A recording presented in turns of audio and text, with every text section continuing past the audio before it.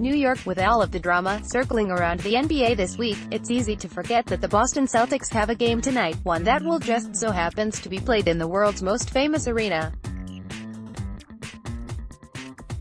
Boston is set to take on the Knicks at Madison Square Garden in a matchup between teams heading in opposite directions.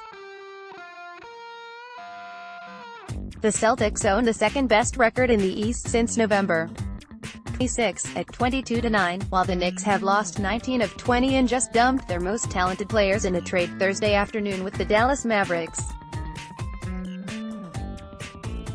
The Celtics roll into New York having won 7 of their last 8 after dismantling Kemba Walker and the Hornets Wednesday night while Kyrie Irving was sidelined. That was Boston's second straight win without the services of Irving. Boston's strong play is not just a recent trend, either, it has been rolling for more than 2 months now. At 22-9, their record over the last 8+ weeks has been bested in the East by only the Milwaukee Bucks, who have gone 23-8 during the same stretch.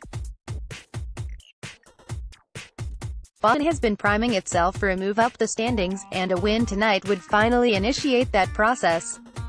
The C's can climb up to the 4th spot in the East with a win over the Knicks. They would also climb to within 1 game of the 3rd seed, and to within 3.5 games of the 2nd seed. Aided by recent surges from Al Horford, Jaylen Brown and Terry Rozier, who have all relocated their magic from last postseason, the Celtics are primed to keep climbing as the season wears on. It doesn't hurt the cause that Irving will be back in the lineup tonight for Boston's matchup with the Knicks.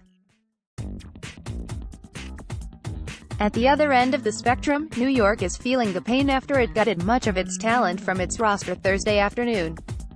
The Knicks were involved in a blockbuster trade that sent prized youngster Kristaps Porzingis, 2 starters in Tim Hardaway Jr. and Trey Burke, and Courtney Lee to the Mavs. In return, New York received Dennis Smith Jr., DeAndre Jordan, Wesley Matthews and 2 first-round picks. It is unknown as to whether any of those returning players will be available for tonight's game. If that trio is unavailable, the Knicks will be severely limited. They will be missing their starting backcourt of Hardaway Jr., who led the team in scoring, and Burke, who was 5th on the team in scoring, with only backups to fill in for them. That fact, ironically, sounds off a bit of alarm to Brad Stevens. Stevens recalled a game on Jan.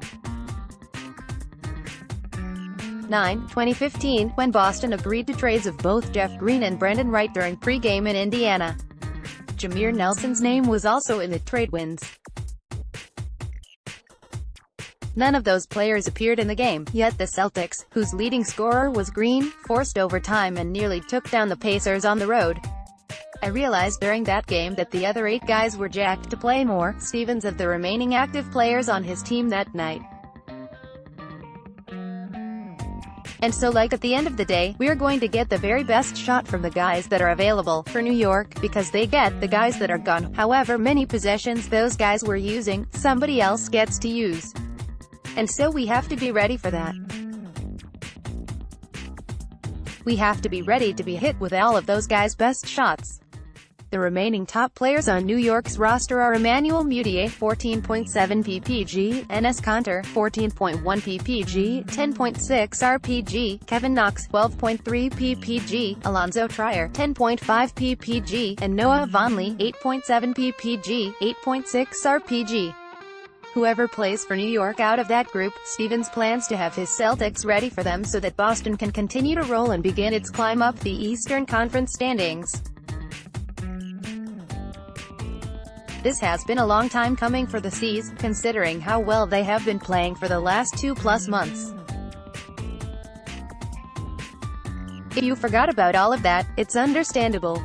There's been a lot of drama revolving around the NBA over the last few days. But at 7:30 p.m. tonight, the Celtics will be back on the court doing the thing that this whole league is built around, playing the game.